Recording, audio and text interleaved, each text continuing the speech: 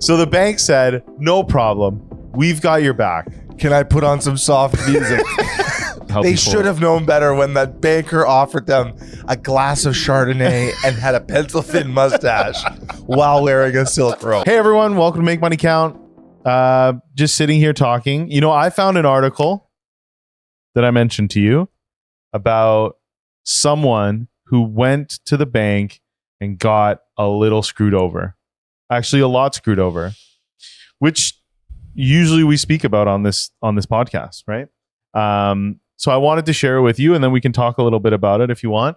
But the article was in the Globe and Mail, and basically the article talks about a couple. A lot screwed over. They went a lot. They got a lot screwed over, and by multiple parties. Yes. It was like an orgy.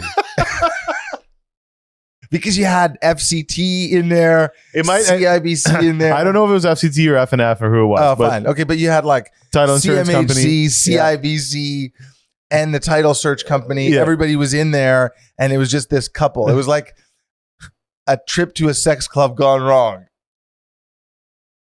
No. It was like going for a cup of coffee, but finding out you went to a sex club. Yes. I just want you to know I read the article. No, I know. You sent it to me. You were excited about it. Yeah. And I read it. I mean, I wasn't excited about it. I felt bad for these people. So basically what happened is the clients went to the bank to consolidate their unsecured debt, and they were trying to get themselves in a better position. And the bank said, wear this ball gag. No, sorry. I'll stop interrupting. So the bank said, no problem. We've got your back. Can I put on some soft music? Sorry. Go ahead. I'll stop. So the bank said, no problem. We've got your back. We're going to help you out. And then the guy put a robe on.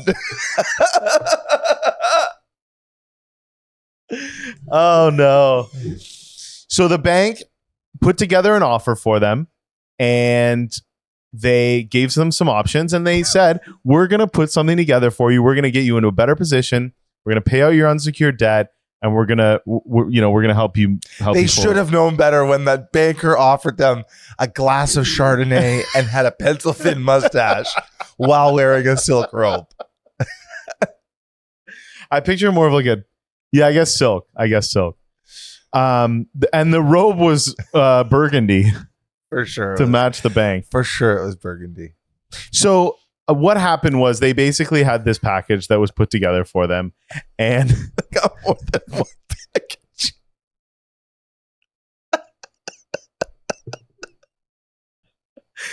oh man, It was more than one package.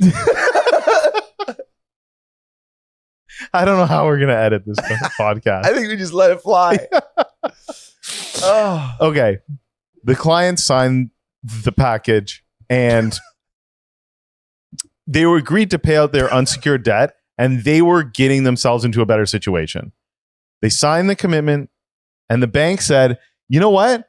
We've got your back. We're going to pay for your legals.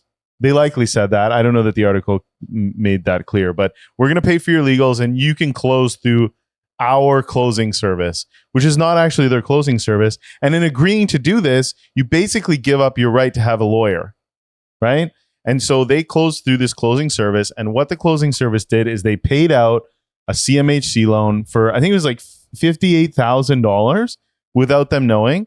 And it wasn't a CMHC loan. It was like 0% interest loan that they had, right? Yeah, from CMHC. Oh, it was a CMHC. first-time home buyers incentive that they got a few years ago.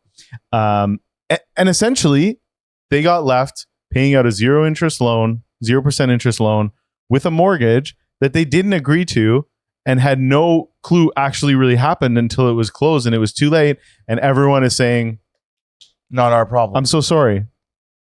It just highlights, and I know we kind of made fun of this, but it just really highlights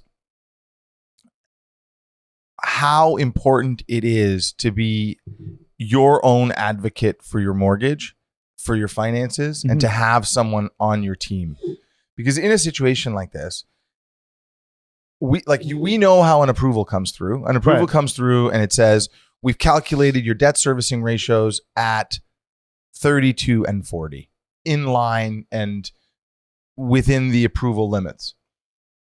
However, it's human error. It's someone at the bank said, okay, well, these people have the following debts. And so the ratios, GDS and TDS ratios, gross debt service ratio, total debt service ratio. If the TDS, total debt service ratio, exceeds a certain number, that number varies from bank to bank, but assume it's somewhere between 40 and 50%, 42 for the most part. Mm-hmm.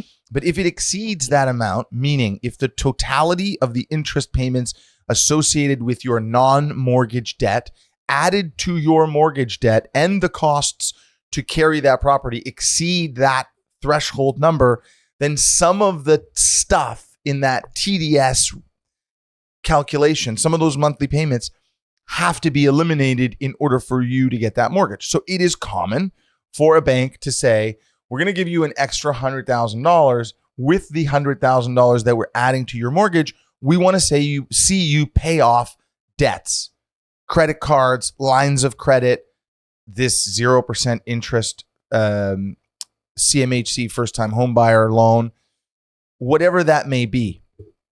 If the person at the bank isn't carefully looking at which the best loans for you to pay out are, they will almost obviously pay out the ones that benefit them the most, or just go through it and click them all, pay them all off. I mean, the problem here is that the CMHC wasn't even on the commitment. The Globe and Mail got a copy of the commitment, and the CMHC loan wasn't on the commitment. And what CIBC said was that, you know, it's standard for us to pay this off because if you include the mortgage we gave them and the CMHC loan, they're over 80% loan to value. Well, they originally took an insured mortgage, which gives them the ability to borrow above 80%. Now they're refinancing. So what CIBC is saying is kind of correct, I guess. However, they didn't know. Like, they didn't have someone on their side to tell them and to guide them through this process and to find an option that makes the most sense, aka not paying off that 0% interest loan. Yeah. Feel bad for them. Yeah. Yeah, it's not nice. I think the learning lesson from this is if you are negotiating anything on your mortgage and you're unsure about it, speak to a mortgage broker. Mm-hmm. There's like, it can't get any more cut and dry than this one example. Yeah. A mortgage broker a good mortgage broker would never have allowed something like this to happen. Right. Never. Yeah. Could be me. Could be me. Yeah. Shouldn't be him. Because he thinks 42% TDS is the average. What is it? 44. Call a mortgage broker. That's what we're saying. Okay. Bye.